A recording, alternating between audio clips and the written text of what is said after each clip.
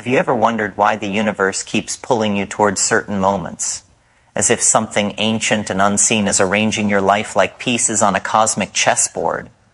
Why is it that every time you run faster, chase harder, push stronger, the very thing you want begins slipping through your fingers like smoke?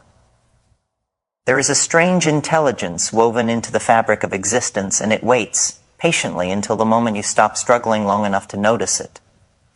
Most people never do.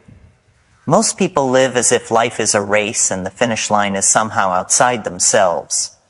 But there are a few, perhaps including you, who begin to feel the absurdity of the chase, who notice that the harder they try to control life, the further life drifts.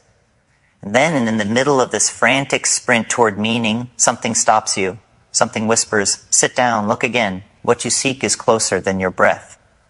I remember once watching a cat frantically chasing its own tail in a spinning frenzy of confusion, determination, and sheer stubbornness. It looked almost heroic, this little creature convinced that a grand victory awaited it if it could just accelerate a few more rotations. Around and around it went, lost in the trance of its own momentum. And then, in an instant that felt like a revelation, it stopped. Its body softened. Its tail curled peacefully at its side, as if to say, "What was I running from? What was I running toward?" This tiny, trivial moment is a mirror of the human condition. We chase money, chase love, chase recognition, chase peace, chase the approval of ghosts who aren't even thinking about us. We chase answers to questions we invented, and the universe watches us spin the way we watch that cat, wondering when we will finally sit down and see that what we were chasing was never somewhere else. It was always here. Human beings are taught from childhood that life is a battle, a conquest, a ladder of endless rungs leading to some imagined summit where finally, we may rest. But this is the great misunderstanding. The world is not a problem to be solved. The world is a mystery to be experienced. It is not a mountain to conquer. It is a river to float upon. Life is not waiting for you to win. Life is waiting for you to wake up. But because we fear losing control, we grip everything tightly. Relationships, ideas, identities, outcomes. And the tighter we grip, the more life slips away. Forcing is the great disease of our time. We force our minds to think certain thoughts, force our emotions to behave, force our paths to follow some rigid line we drew long before we understood anything about ourselves. And in this forcing, we wander further from the intelligence that knows exactly where we belong. Consider your breath, the most essential ancient rhythm of your existence. It flows perfectly when left alone, rising and falling like waves on a shore older than memory. But try to control every inhale, every exhale, every microscopic detail, and suddenly your own aliveness becomes a burden. You grow tense, anxious, fractured. The very act of control destroys the natural elegance that was always there. This is what we do with life. We interrupt its wisdom with our fear. We override its flow with our panic. And in doing so, we sever ourselves from the very thing we've been praying for. I once knew a man whose entire existence was a masterpiece of forcing. He woke before dawn to attack the day like a battlefield. He pushed himself through work, through people, through moments. He believed happiness was waiting at the end of some staircase made of achievements and milestones. He would say, "Once I get this done, once I reach that level, once I build this future." He chased his dreams the way a starving animal chases food, wildly, desperately, blindly. But the more he built, the more hollow he became. The more he earned, the more impoverished his spirit grew. It was as if every step toward success was a step away from himself. One day, burnt out and numb, he sat beside a river with no plan, no agenda, no energy left to force anything. The water moved with a grace that mocked his decades of struggle. And as he watched the current, something inside him loosened. A strange peace began to seep through the cracks of his exhaustion. He realized, perhaps for the first time, that life does not respond to force, life responds to presence. That river was teaching him everything he had spent years trying to achieve. In that stillness, he found something more valuable than all the goals he had chased, a relationship with the part of himself he had abandoned to the pursuit of success. You see, forcing is not power. Forcing is fear disguised as discipline. Real power comes from alignment. Real power comes from understanding the rhythm of your own existence, tuning yourself to it, and letting life meet you halfway. Forcing is what the ego does when it forgets that the universe is already holding it, when it feels separate, isolated, left to fight alone. But no one is alone, not in the deep structure of things, not in the interior dimension where life communicates with you. Most people think surrender means giving up. But surrender is not the collapse of effort. It is the collapse of resistance. It's the moment you stop fighting the current and realize the current was never trying to drown you. It was trying to take you somewhere, somewhere you could not reach by force, somewhere that requires trust. There was a painter I once knew, a woman whose entire artistic life was a struggle. Every brushstroke was a battle. Every canvas a confrontation. She demanded perfection from herself, demanded genius, demanded meaning, but her work grew stiff, tense, suffocated by her expectations. One day, in a moment of exhaustion, she stepped away from her art entirely. Weeks passed. And then, without pressure, a mission, she picked up a pencil and began sketching small, quiet moments. A sleeping cat, a passing cloud, the shape of light on her wall.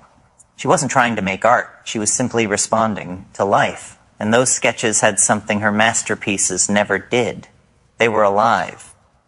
When she returned to painting, she carried that aliveness with her. She no longer forced the canvas to become something. She let the art emerge the way a tree grows, naturally, inevitably, surprisingly. And this was when her true genius began.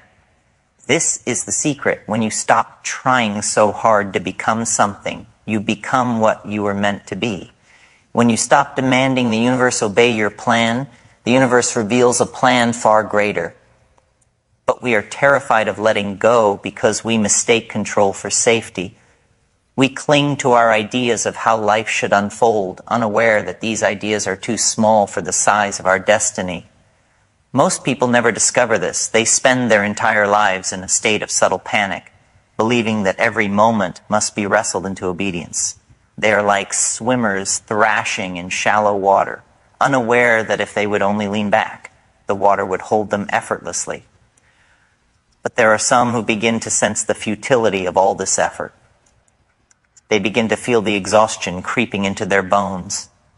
Somewhere deep inside, a whisper rises. There must be another way. But it requires courage, the courage to stop forcing, the courage to stop pretending you are separate from the intelligence that created you.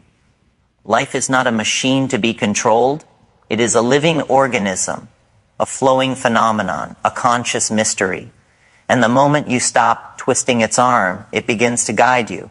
It begins to reveal itself. It begins to cooperate with the part of you that is also life. I want you to notice something right now. The place in your life where you are struggling the most is the place you are forcing the most. The place that hurts is the place you are resisting. The place that drains you is the place where you have forgotten the natural rhythm. And if you could unclench even a little, even for a moment, you would hear something profound rising from the silence beneath your fear.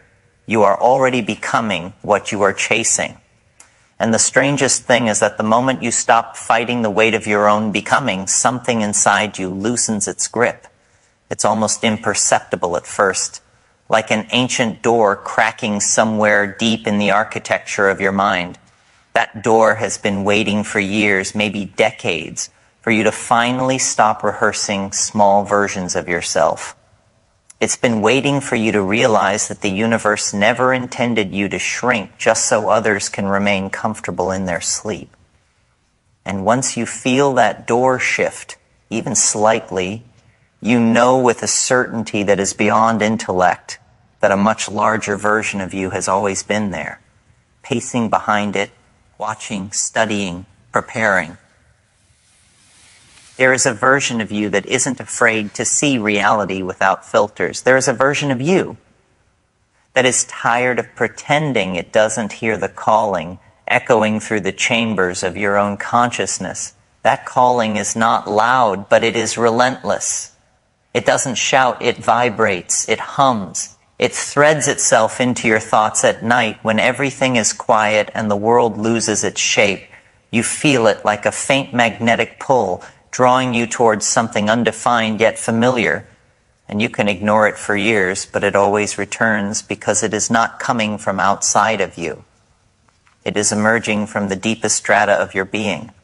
It is the echo of who you are destined to become, the future self that already exists in potential, urging the present version of you to stop sleepwalking through a life that was never meant to be small, predictable, or controlled by the fears of people who do not understand the architecture of their own existence. Once you begin to sense that pull, something else awakens, a kind of inner rebellion. Not rebellion against society or systems, but rebellion against the lie that you are powerless. Because somewhere along the way you were trained to believe that the unknown is dangerous, that uncertainty is the enemy, that mystery must be avoided, that programming is so deep that most people never question it. They become obedient to their own limitations. They become loyal to their fears. They build cages inside their minds and then convince themselves that the bars are protecting them. They forget that there are individuals who walked out of those cages centuries ago, who chose a life that is not dictated by fear, but illuminated by curiosity, courage, and a sense of cosmic wonder. McKenna knew this. He knew that the world is not controlled by the people who play it safe, but by those who dare to think for themselves, who dare to feel deeply, who dare to step into the unknown and trust that the universe has no interest in harming the very beings it created to explore itself. And when you realize this, your fear begins to dissolve into something far more interesting, possibility. Fear is only the shadow of possibility misunderstood. And the moment you understand that, the entire landscape of your consciousness shifts. You stop asking, what will happen if I fail? And you begin asking, what impossible thing will happen if I finally stop holding myself back? That question alone has the power to change the direction of your life. It acts like a key unlocking rooms within you that you never knew existed. Rooms filled with forgotten instincts, dormant visions, unexpressed creativity, raw intuition, and an ancient intelligence that has been whispering to you since the moment you first opened your eyes. But to access those rooms, you must be willing to confront the part of yourself that has been hiding, the part that fears its own power, the part that fears being seen. Because the truth is, most people are not afraid of failure. They are afraid of their potential. They are afraid of the magnitude of who they could become if they stopped pretending to be small. They sense that their life could take on a mythic dimension if they allowed it to. And that terrifies them because greatness demands responsibility. Expansion demands the death of the old self, the end of your excuses, the dissolution of every story you've told yourself that justified staying in the shallow end of your own existence. And here's the paradox. The universe will not force you to evolve. It will never push you. It will offer signs, opportunities, synchronicities, and challenges. It will place storms in your path and expect you to learn how to navigate them. It will place mirrors in front of you when you least expect it, revealing parts of you that you've ignored or denied. But it will never drag you into your transformation. You must walk into that fire yourself. You must choose it. You must want it. That's the cosmic rule. Awakening is always an invitation, never an obligation. Once you accept that invitation, the world around you starts behaving differently.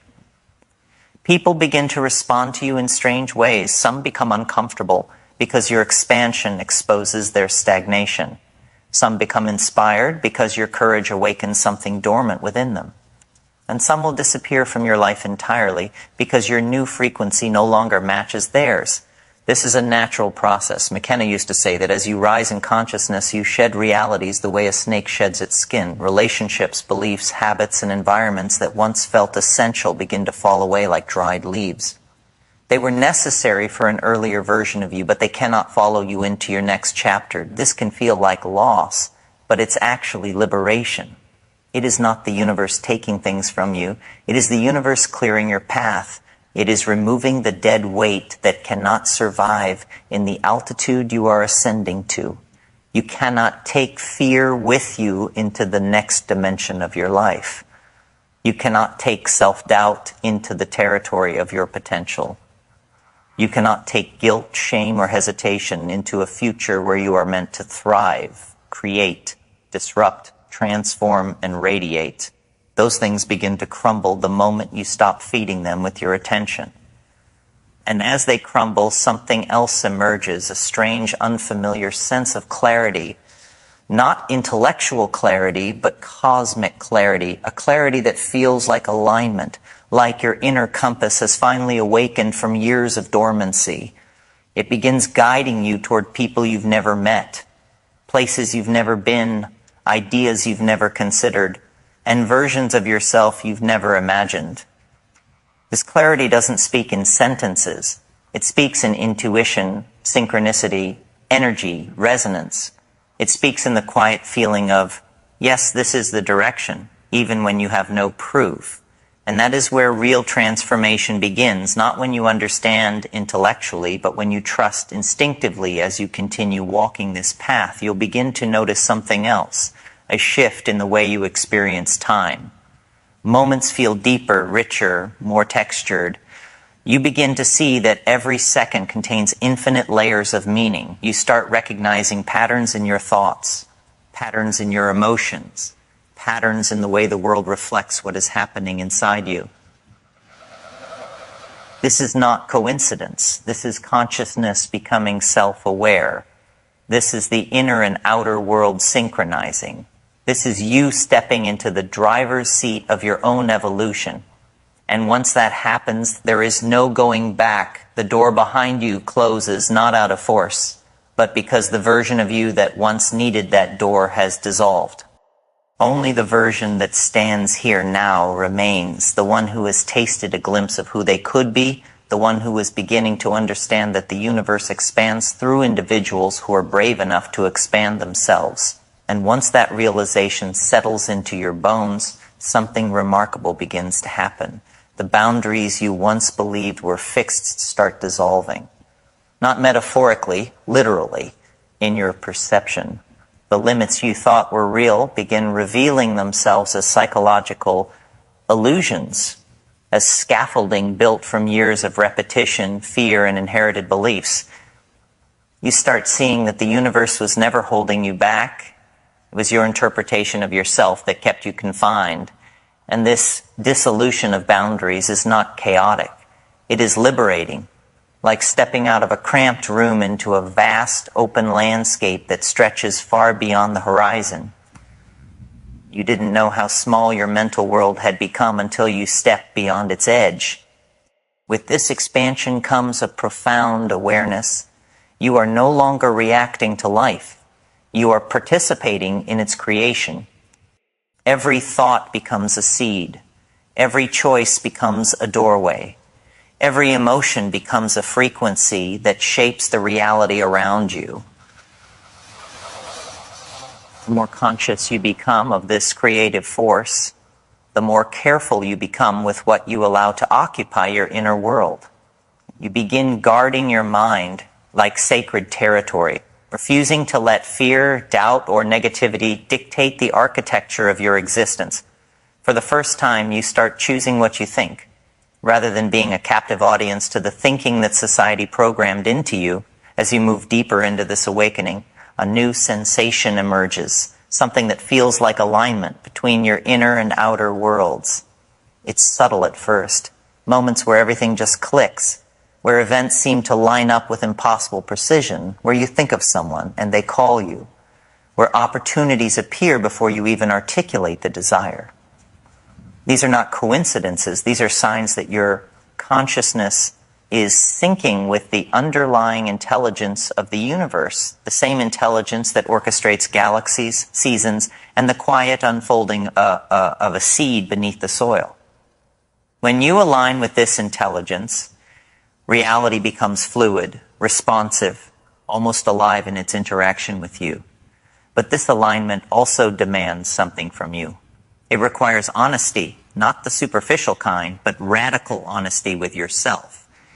You must confront the stories you've used to protect your fears, the narratives you repeat to justify staying small, the patterns you cling to because they feel familiar even though they suffocate your potential. Awakening is not about becoming perfect. It's about seeing yourself clearly, without distortion.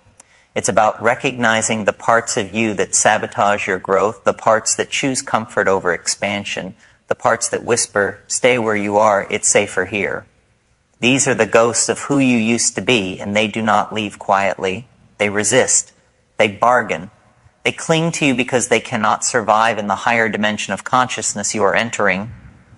But the more you expand, the less power they have. You start to see fear as a shadow cast by a light behind you. You start to recognize that doubt is just the mind's attempt to cling to the known. You begin to understand that your anxiety is simply your potential stretching against the boundaries of your old identity. And when you feel these things, instead of retreating, you learn to breathe through them. You allow them to rise and fall like waves. You let them move through you instead of building a home inside you. This is the art of transformation. Not fighting your shadows, but outgrowing them.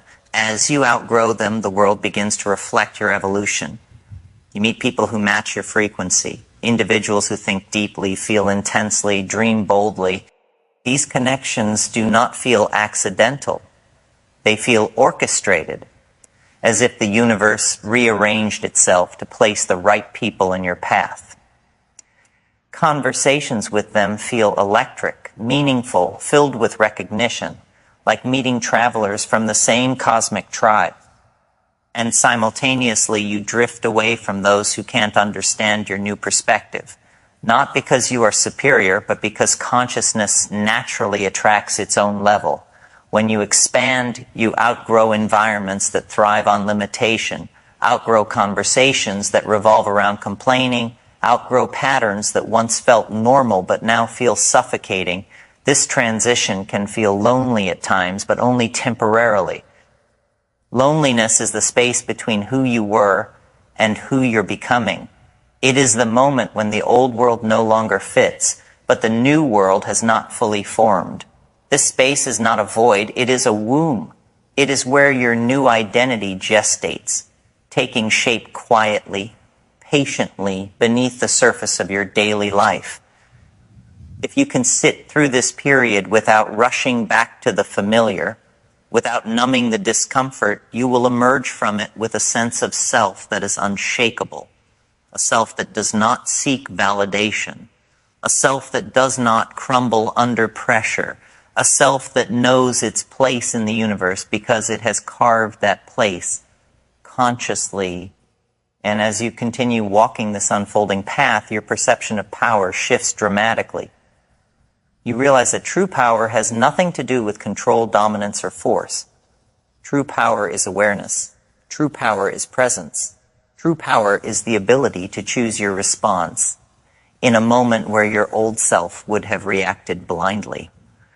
True power is silence that speaks louder than arguments, composure that dissolves chaos, confidence that doesn't need to announce itself. This is the kind of power that changes destinies. This is the kind of power that bends reality because it is aligned with truth rather than fear. This power also unlocks something deeper, your ability to create meaning. Most people wait for meaning to appear, like a weather pattern they hope will eventually reach them. But meaning is not external. It is generated from within. When you act with intention, when you follow your curiosity, when you pursue what feels aligned rather than what feels expected, you begin weaving meaning into every experience. Life stops being something that happens to you and becomes something that happens through you.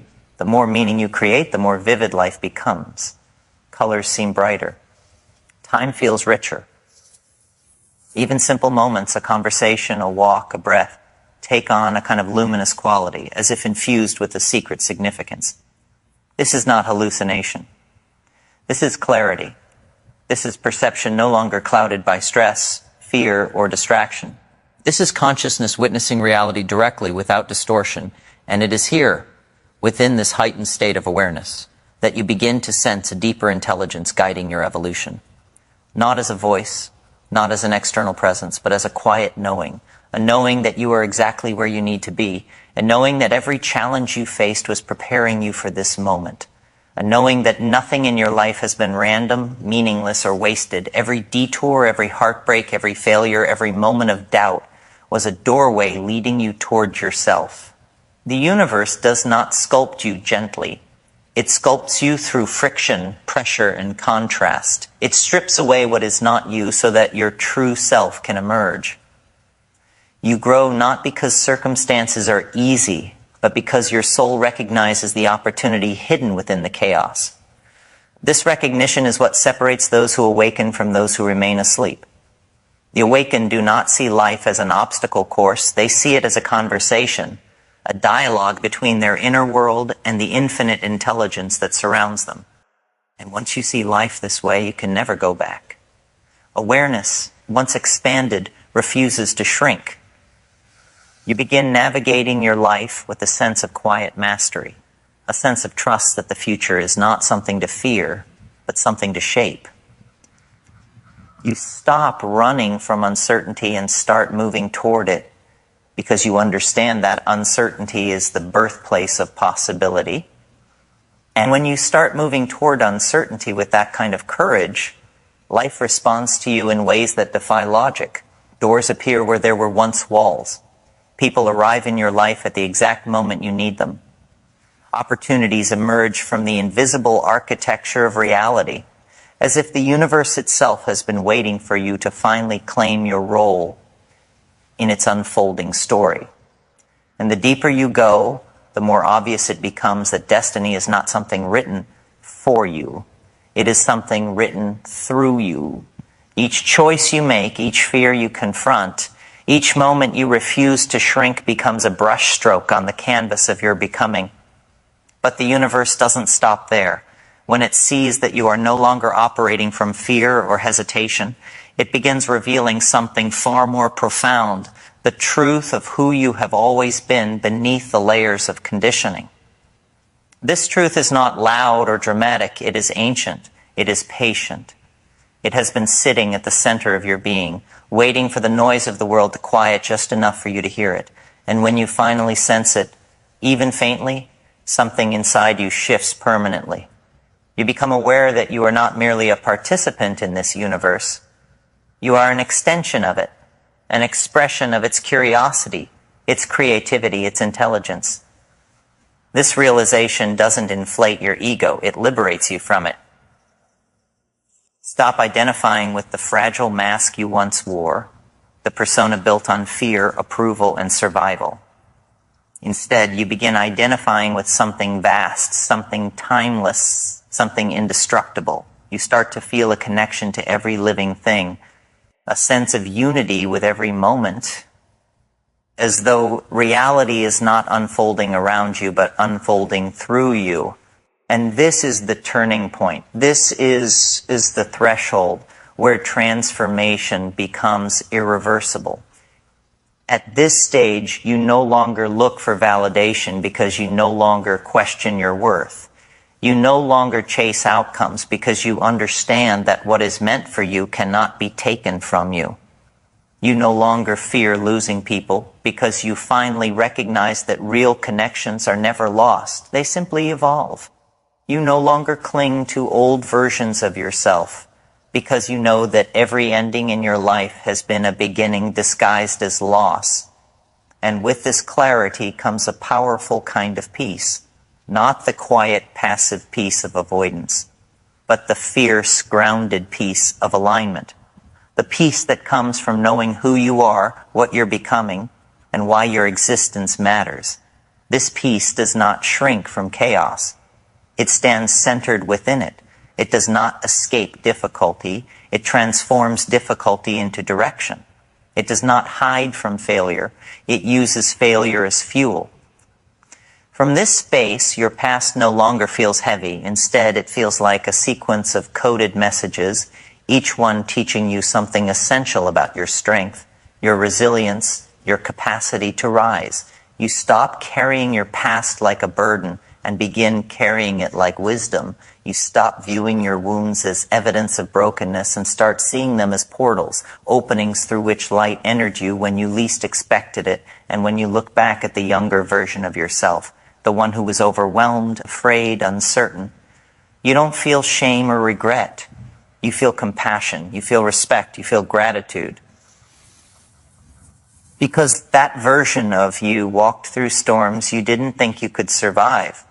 That version of you kept moving when everything inside you said stop.